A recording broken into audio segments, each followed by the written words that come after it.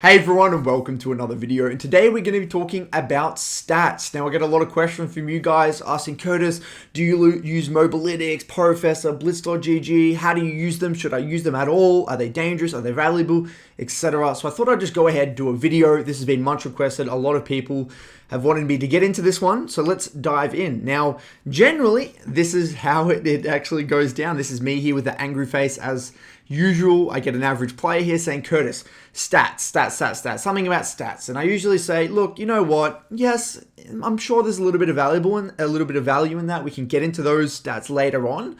But let's just get into the details. Let's just get into the review. Let's get very specific. And to be honest with you, I think I kind of had a fixed mindset towards stats, and I haven't really been that open-minded. So I wanted to kind of take a step back and I guess reassess my position on stats. So today, we're going to be covering the following questions. What stats are useful, helpful, needed to look at? And if I were to use them, how would I go about using them? Given, we're trying to increase the speed of our climb, how could we use these stats to increase the speed of our climb and our improvement?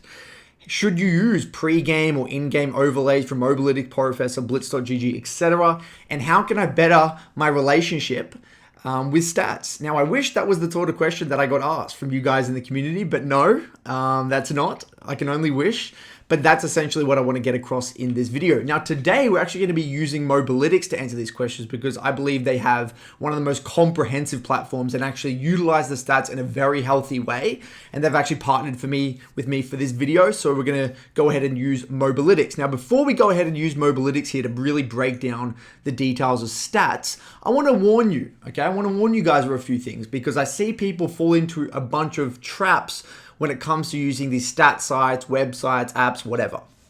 The first one is that when looking at stats, you can't take them at face value. You need to understand the context behind the numbers, okay? You see this sexy little number, whether it's a beautiful little KDA or whatever it might be, we need to understand what that actually means in terms of behavior within the game itself.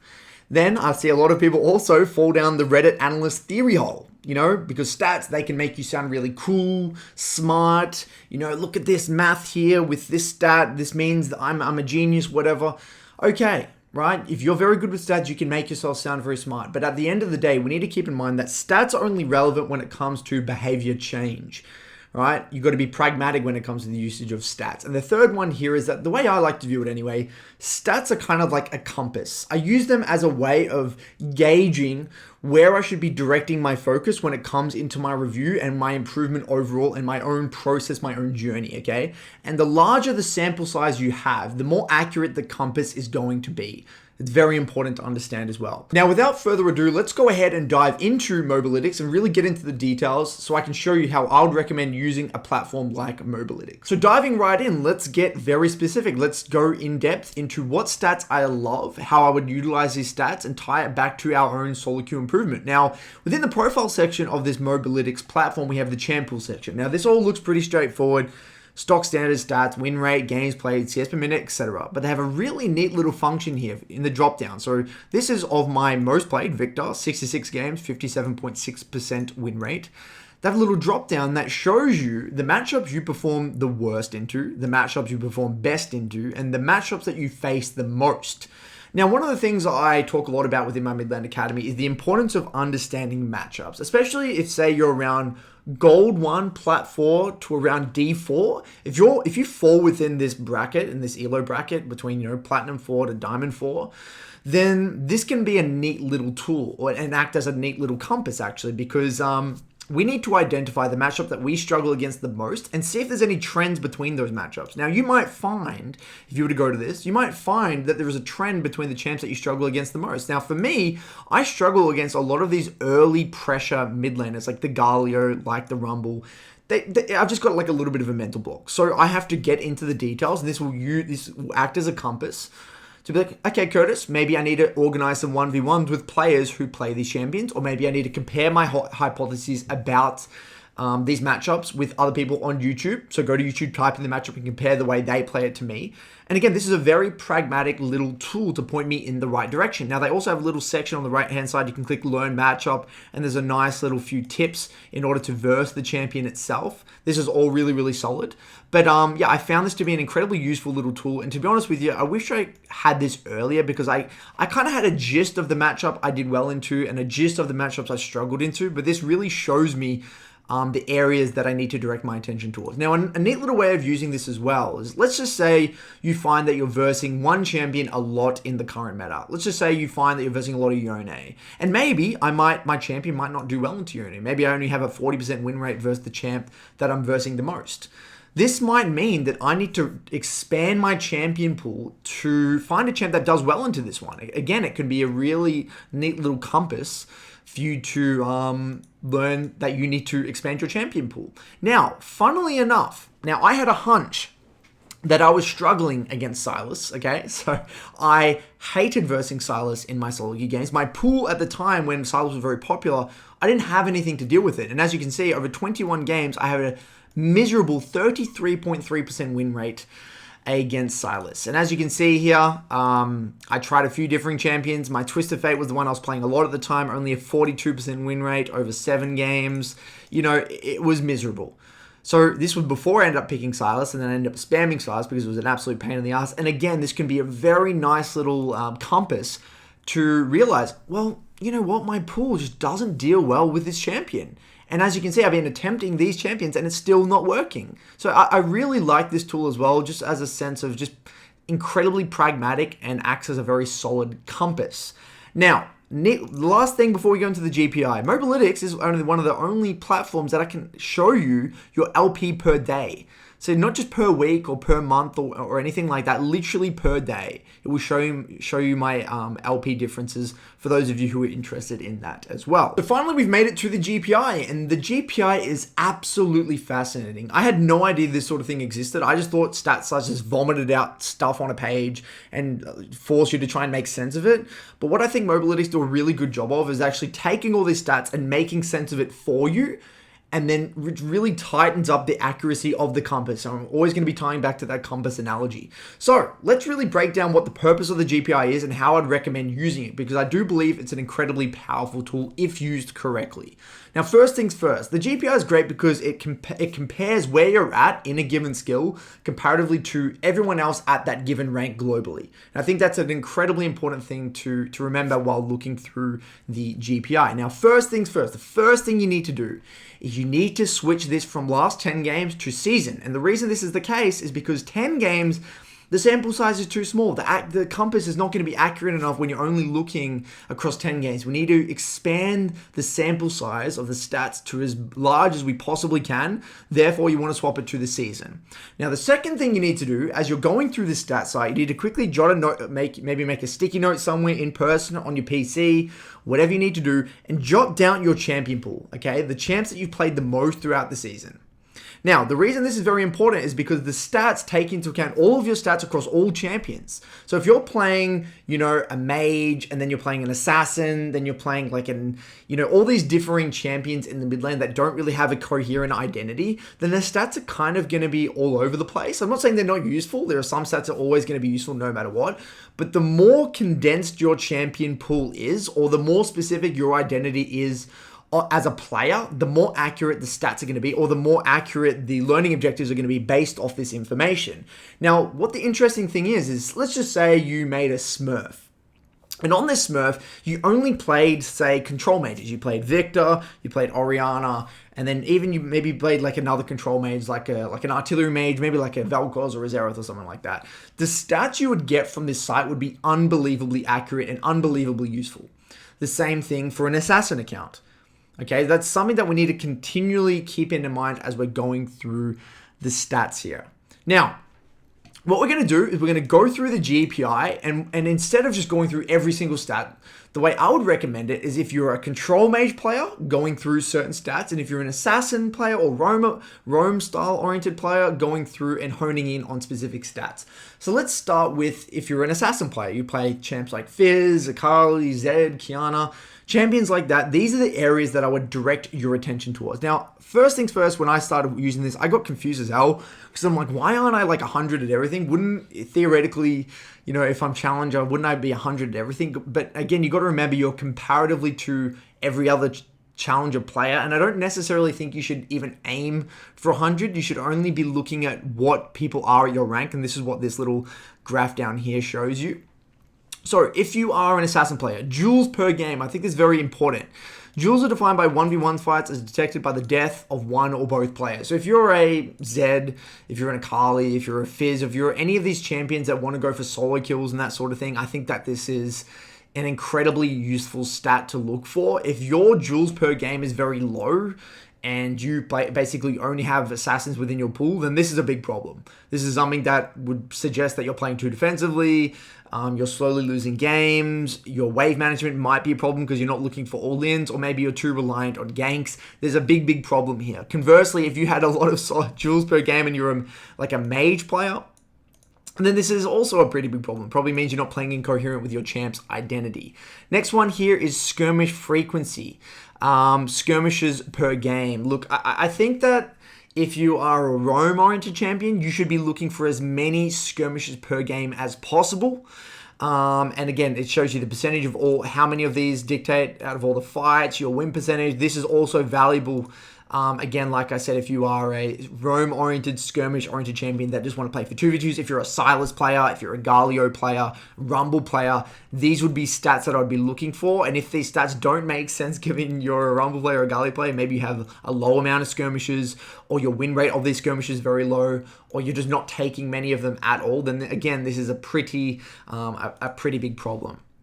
Moving to picks, again, picks made per game, percentage of kills, again, quite important and relevant if you are an assassin-oriented player as well. Picks are defined as one player dying to two or more players from the enemy team without a return kill. Again, quite relevant if you're an assassin player. Again, areas that I would look for. Now, I also want to go down to here, the aggression tab, and I want to look for ganking. Now, this is also quite interesting. Ganks are defined as kill or assist scored on an enemy that is not your lane opponent during the first 15 minutes. Again, if you are a Rumble player, if you are a Qiyana, you are a Fizz, even if you're a Galio, any of these champions, if your gank participation is low and you're just simply not ganking whatsoever, I think mine's actually quite high here, as you can see. Mine's 69.6 because I play I played a lot of Fizz and Twisted Fate. Both of these champions gank side lanes a lot. So this is something that I do quite well as. So I'm actually above the average of the average challenger, which makes sense given my champion pool. Again, you need to be looking at this in the context of your champion pool. Now, if this was very low, and you're an assassin player or you're a Galio player, then again, this is a significant problem. It means that you're probably not taking good enough trades in order to create space to roam. You're not looking at good quality tempo resets. Your wave management is a problem. Then this would be a compass, again, using this as a compass to direct your attention to specific areas as to why you were not able to get out of the laning phase, why you were not able to make any of these ganks. I think fight frequency, another really good one. My one is actually quite high as well, above the average, or similar to the average of the challenger player. Fight frequency looks at your kill participation, but uses the number of kills and assists to ensure that there is a sufficient number of fights in the game to rate you fairly. Again, I think this is quite relevant if you are an assassin player worth looking for. If your kill participation is quite low and you're playing something like a Galio or something like that, that is incredibly problematic. And I would also look at solo kills and initiative here. Solo kills for obvious reasons. Now, we've got to be a little bit careful here. This is probably not something I would look for if you are a mage player.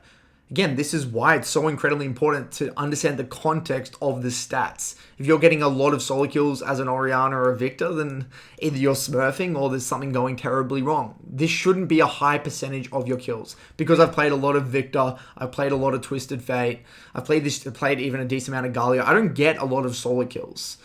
This would be incredibly concerning if I had a champ pool of Zed and Qiyana and, all of the Akali and champions like this. Same for initiative as well. I actually really like this stat here. This is time to first kill or assist and time to first tower. Again, I think that if your time to first kill or assist is very high, and you're trying to create chaos in the game, because a lot of champions, or even your interpretation of a champion, sometimes you want to push the pace of the game. If this is quite high, if this is probably post 10 minutes or even 9 minutes, 8 minutes, then this is again a pretty big problem for you. That probably suggests that you're either not heavy trading enough, you are not looking for good quality resets, tempo resets in order to get on the map and get something happening. You're not calling for early Rift Herald. There's something going wrong there that is, you're not playing in coherence with your champion's identity. You're not again, initiative. You don't have enough initiative. I think this is also quite important as well. So moving on, I think this will give you a solid direction if you're an assassin player. Now, if you're a control mage player, the survivability tab, I think overall is something worth looking at. I think specifically deaths. Now, one of the articles in my Midland Academy, I talk about the importance of identifying where your deaths are coming from. And this kind of does it for you. You're going to be able to see where the deaths are coming from. Are your deaths coming from ganks? Where exactly in the lane are you dying? Are you dying solo kills? Are you dying in team fights? Where exactly are you dying? And again, this can be a really, really great tool or a compass, because if you notice that you're dying to a lot of ganks, if your ganks, deaths to ganks per game are, significantly higher than what I got here, if you're dying to more than one gank a game on average, and it's probably a problem. Even this, to be honest, I'm not even happy with this. I shouldn't even be dying to a gank. I'm assuming, though, it's dying to the enemy bot. Here. Okay, jungle 1 and then 0.7 from enemy bot. Because I think I die a lot to support roams, as this does suggest. So it's nearly equal, in a way, equal jungle and equal bot, which is actually quite interesting. That suggests that I do die, given... What's that, like half? That's actually over half of my deaths are coming from bot lane, which is super interesting. All of the ones that are gank deaths. So again, this is worth exploring. Where exactly are you dying? And if you find as though you're dying in a specific area, I would go into your VODs. Let's just say it says here that you're dying to a lot of jungle ganks. Then get specific. Go to the last VOD that you've got, and then pinpoint, okay, why is it that I'm dying to this jungle gank? Again, is it a problem with your wave management? Is it a problem with your threat assessment in the loading screen? Is it a problem with your warding and leaning? Is it a problem with your trading? Are you trading too heavy and not taking into account that you've got a farm oriented jungler and they've got an aggressive jungler? What is going on? Use this as the compass. Now, moving forward, we also have, there's a team fights tab here. I want to go back up. I believe it's up here. Team fights. Now, if you are a control mage player, this is where the majority of your fights should be.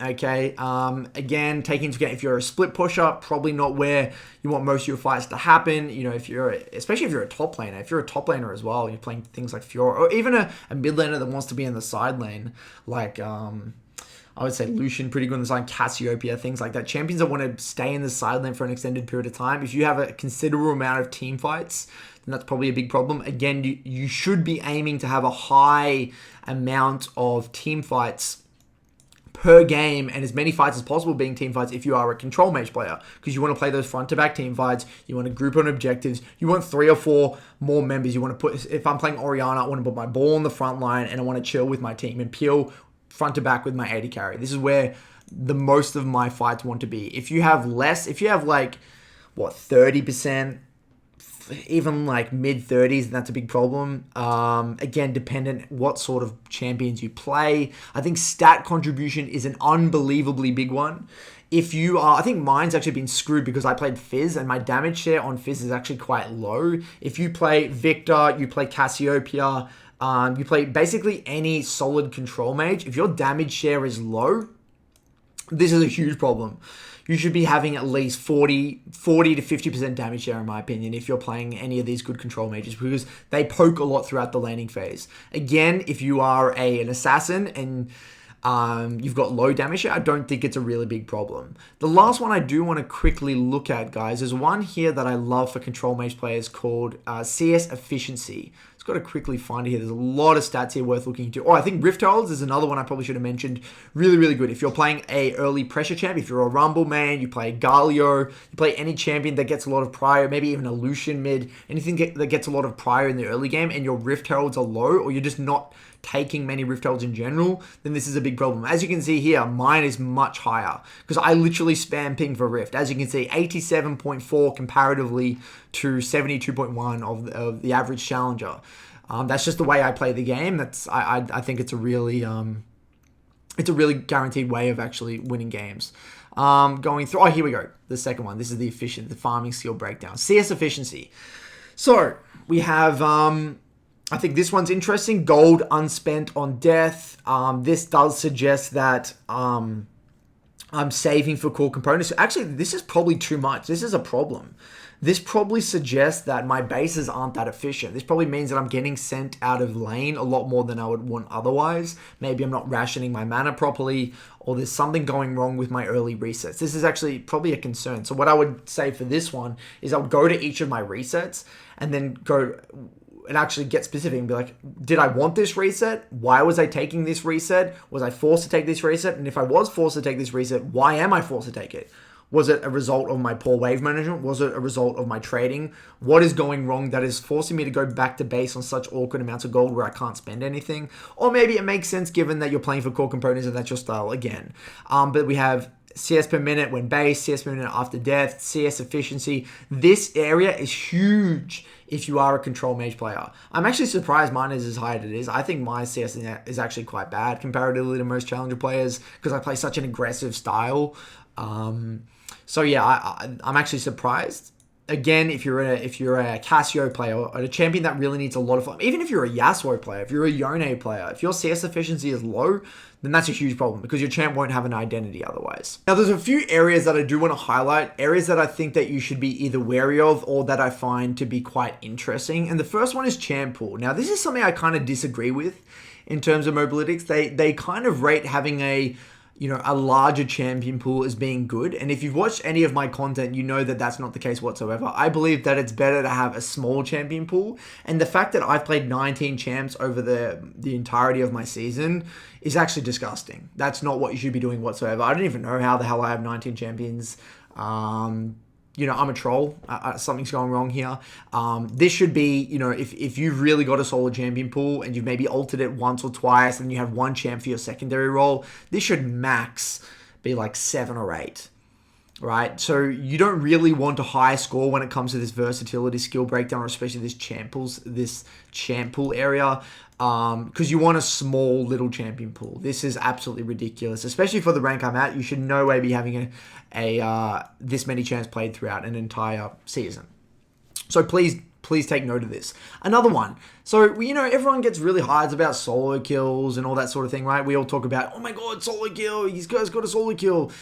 Honestly, this is something you need to be very careful of. If you find yourself getting a lot of solo kills, yes, you could feel good and it might even lead to some, wins in your games and things like that. But you got to keep in mind that solo kills, in a way, unless your champion is actively designed to get solo kills, it's not really a good thing. It suggests to me that if you're getting solo kills in champs like Orianna and Victor and all these other champions quite often, it could actually be a problem. It might actually mean that you're missing other opportunities to things to do on the map, or pressure sides, or call for objectives, or invade, or do other things. It means that you might be tunneling too hard in lane phase. I want you to be a little bit careful about the amount of solo kills that you do get. But obviously, if you're playing a Kali, Zed, Fizz, whatever, this is not too bad, but it is something I want you to keep in mind. And what's super interesting here is, look at that. It actually rates me as I'm between gold and plat. I'm like a mid, what's that, like a high gold, low plat, high gold, low plat player in terms of solo kills, which I find pretty fascinating, which is telling of my style. I very rarely go for solo kills. I'm either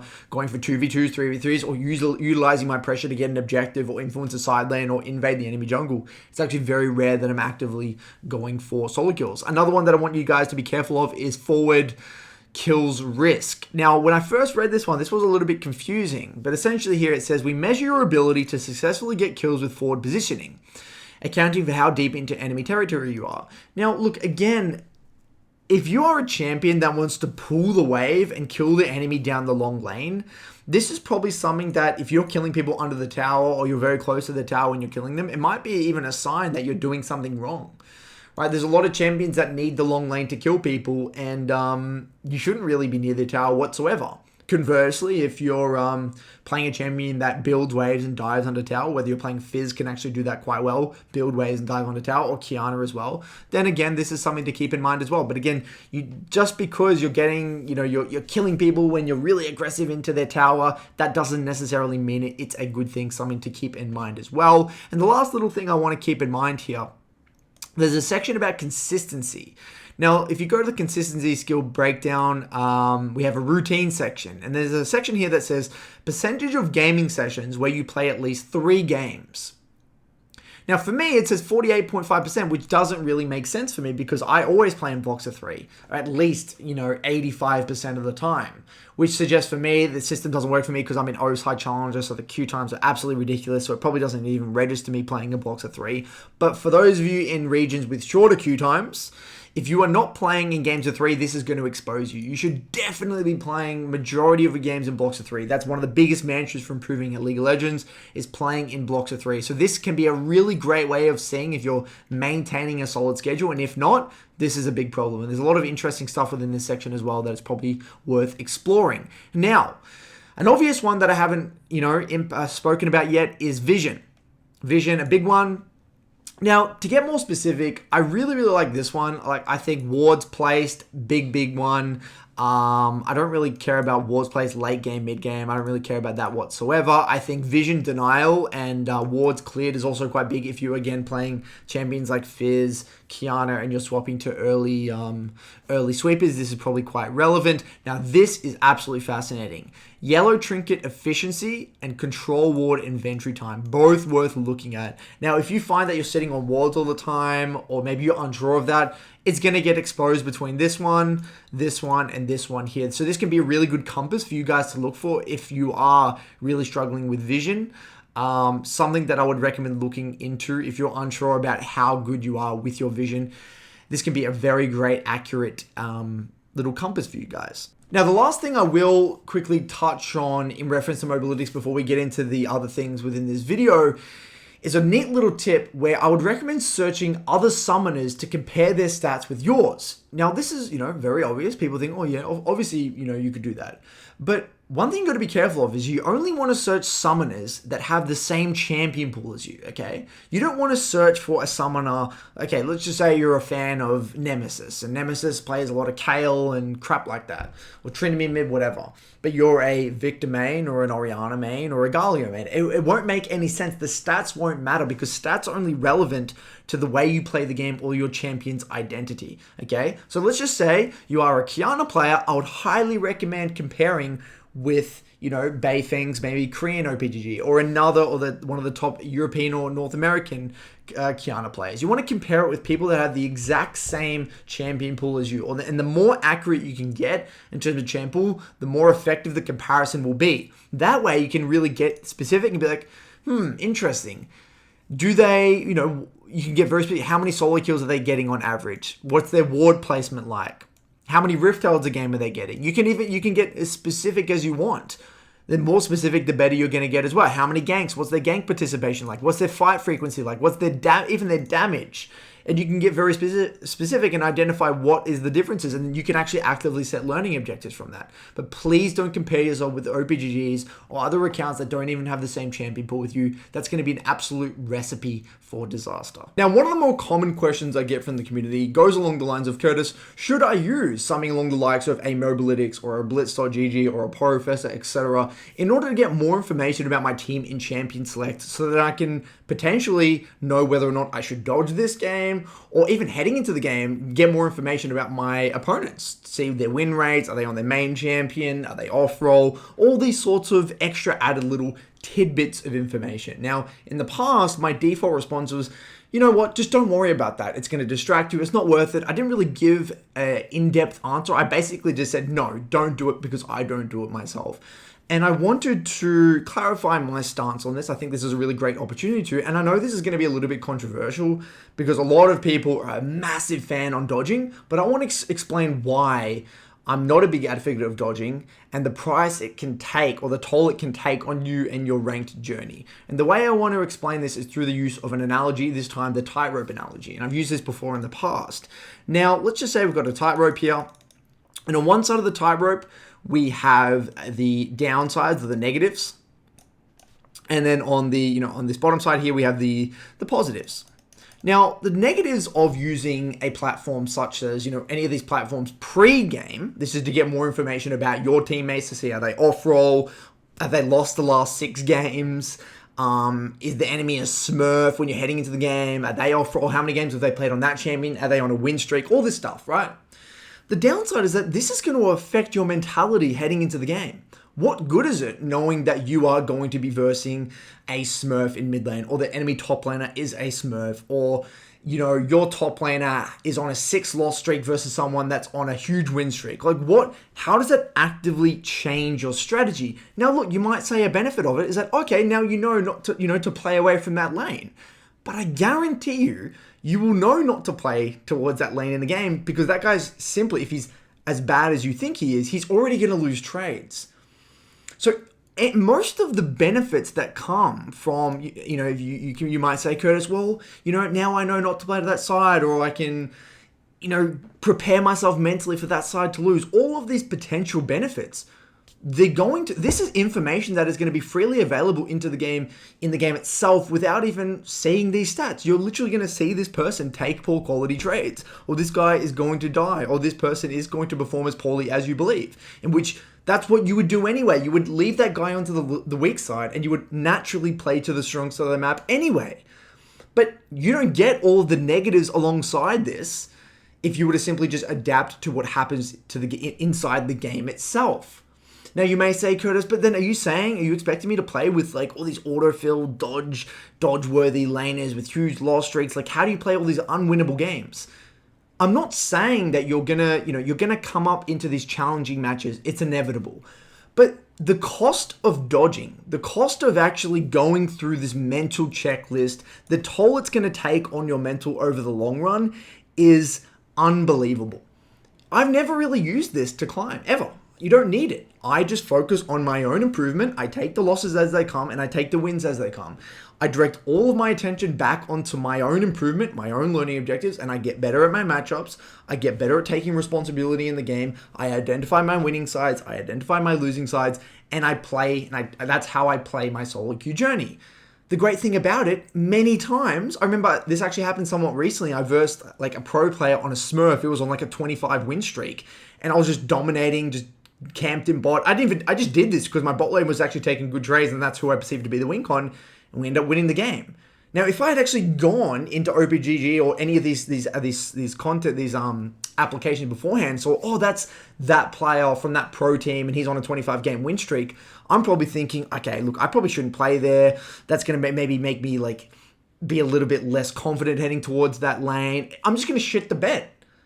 So the way I view it is we're basically putting ourselves on this huge tightrope when the cost of falling off this tightrope is devastating. It's deadly. When we don't even need to be on this tightrope, we can just walk this safe little bridge with little guardrails. It's nice and thick. We can do whatever we want. We can jump on it. We can move side to side. We can do whatever we want, and we're on our own little safe journey over here. We don't need to walk this tightrope because the cost of falling off this tightrope, either side, it's too great. The cost is too great. I'd rather not even walk that tightrope, because what do we know about gamers currently in League of Legends? They're mentally weak. And I'm not saying this to put gamers down. I myself, for many, many years, was incredibly mentally weak. I made one mistake, or someone pinged me, or something happened that pissed me off. I'm tilted. I'm out of the game. That sounds like the majority of the League of Legends community. So unless you are incredibly rock solid, mentally, emotionally in control, you don't really tilt, and you're going to use this purely to get a little bit of a tactical advantage, great, good on you. But I just think that is the slim top 5, less, probably top 2%. There's probably 2% of the league community that could really use this in the long run to be a better player and get a little bit of an edge, okay? So that's my take on this current situation. And this is controversial. I might have to talk about this in the podcast, but I wanted to really lay down my stance there. Now, lastly, I want to round this off by saying, guys, is Mobalytics worth it, right? Is it worth getting?